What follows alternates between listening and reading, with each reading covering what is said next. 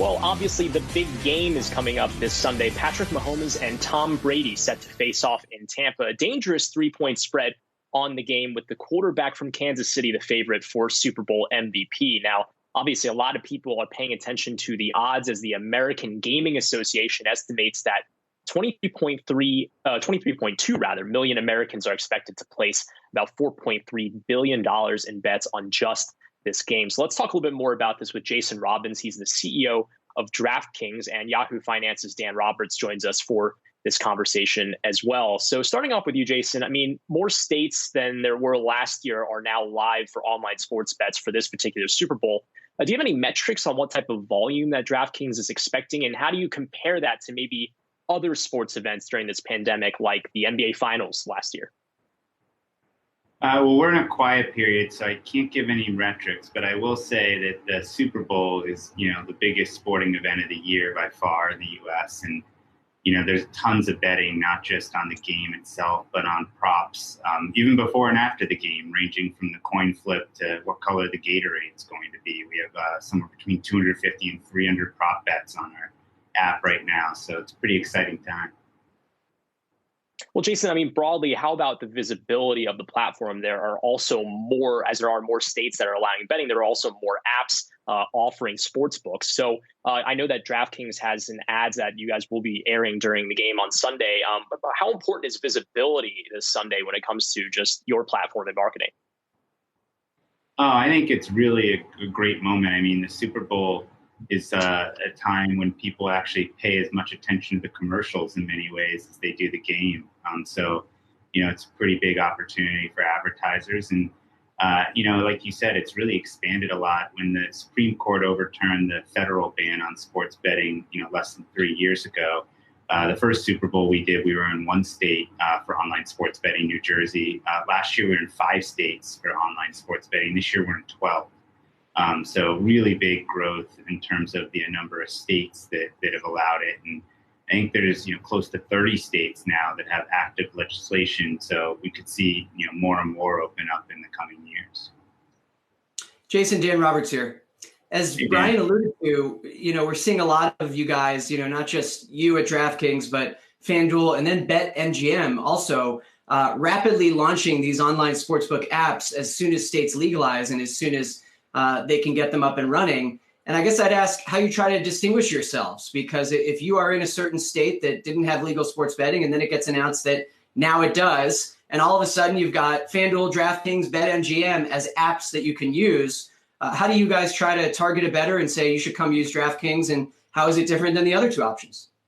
Well, I do think FanDuel is a bit different from BetMGM at this juncture. If you look at states where either one or two, and they're one or two in pretty much every state we're both active in.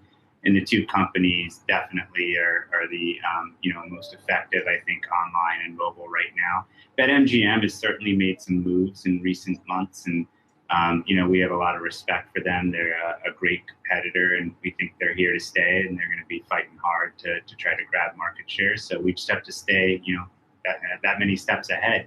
Really, where we try to differentiate ourselves is on the product side. We're the only truly vertically integrated company in the space where we control everything. Now, we haven't migrated to our own platform yet. So what we're going to offer is going to really just go that much be that much better once we complete the migration to our own platform, which we expect sometime in the second half of the year. And I think once that happens, you're going to start to see a lot of really differentiated product offerings. One of the challenges now is that the products look a lot more similar than different across all these different apps. And it's really been more about marketing and data science, which are important things too. We invest a lot there. But we think in the coming years, product's going to be our biggest differentiator. Got it. And then another sort of new trend, or at least not brand new, but it has accelerated, that it feels like has really characterized this NFL season, is the rapid announcement of team-specific betting deals. DraftKings announcing we're now the official betting partner of whatever franchise, and FanDuel is doing it as well. Now, obviously, these deals can't be kind of big revenue gainers for you guys. I guess I'd ask what the game here is, what this arms race in trying to hurry up and sign team-specific deals does for you guys. Is it more of a marketing vehicle? Is it prestige? They're all a little bit different. Definitely, there's a marketing component to virtually all of them. There are some that are a bit deeper than that, where we co-create content and do more integrated type stuff. It really depends on the appetite of the partner. We like to be very flexible and really, understand based on the partner and what they have and what also is allowed in the state. For example, our partnership with the Cubs in Chicago, we're actually going to have a retail sports book at the Wrigley Field. So, that's something that because of the laws in Illinois is allowed. Some other states don't allow that. So it really kind of depends on the individual state, the individual partner. But, I think Wrigley is a great example where we've had a partnership with the Cubs for many years. When we found out that Illinois was going to allow them to have something at their stadium, we thought that was just an incredible opportunity to deepen the partnership. And, I think that could end up being the largest physical sports book in the country at some point. There's just no better place right now, and with more, surrounding population than where they're located in Chicago. Wow. And then, Jason, if we zoom out, while we have you, I want to ask you your take on the last few weeks with the explosion in retail investors and the kind of mania that happened with the Reddit-driven movement of stocks like GameStop and AMC, because, as this practice has proliferated amid the pandemic, there's been big overlap with sports bettors. The thinking earlier in the pandemic was that a lot of these kind of young retail investors that are swiping fast on Robinhood and buying up stocks are the same young people that are using services like DraftKings. So I'm just curious what you think and whether you've watched this from your perch at DraftKings and think there's kind of a market opportunity here for you to get some of these quick swiping stock traders over to DraftKings. I haven't really thought about that. We've been so focused on the growth of our own business with all these new states opening up. And, as you mentioned earlier, really, making sure we're competing and having effective offerings for the customer.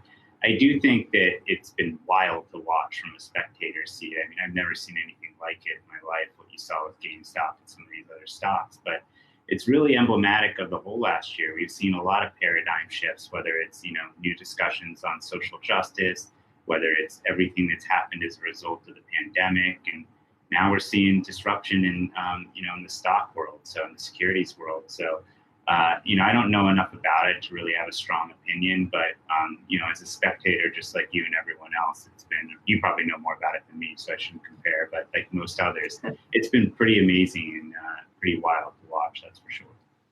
Absolutely. And you mentioned all the sort of shifts we've seen across the sports landscape and in the culture. I guess I'd ask for your short-term future outlook. I mean, you mentioned the Super Bowl is your Super Bowl, as the phrase goes. But once that comes and goes, how do you kind of move the needle forward, and what should we expect to happen, especially because sports are still being disrupted by the pandemic? You can't have full attendance at games, and you wonder what that will have in terms of effect on sports betting and on TV ratings moving forward.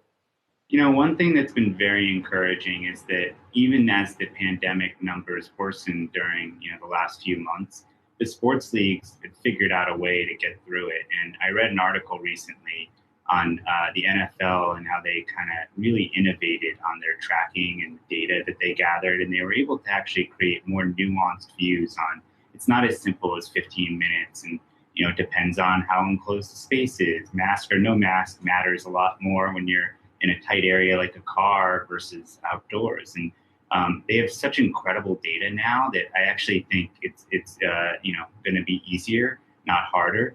Obviously, you never know what's going to happen. I don't take anything for granted given all the events of the last year, but I'm very optimistic that both professional and collegiate sports have figured out a way to do this that's safe, and they're going to continue to get better and better. And hopefully that coupled with, a smooth rollout of the vaccine over the next several months. And hopefully the future in terms of sports schedules is a lot less unstable than it has been over the past year. Well, we'll definitely have to see about that. But Jason Robins, CEO of DraftKings, in addition to Yahoo Finance's Dan Roberts, thanks for joining us this afternoon.